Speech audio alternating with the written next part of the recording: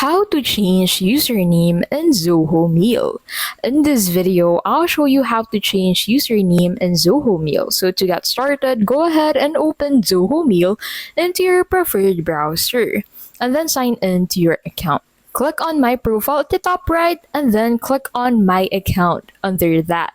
So that will take you to your account settings.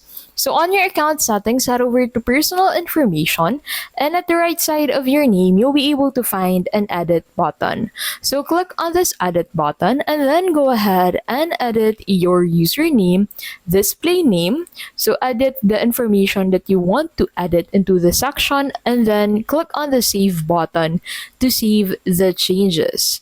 So go ahead and make your changes. So you can go ahead and edit your first name, last name, display name, gender, country or region, language, and time zone. So you can edit all of this information that you have in here and then click on save to save the changes. And that is how you can basically change username in Zoho Mail.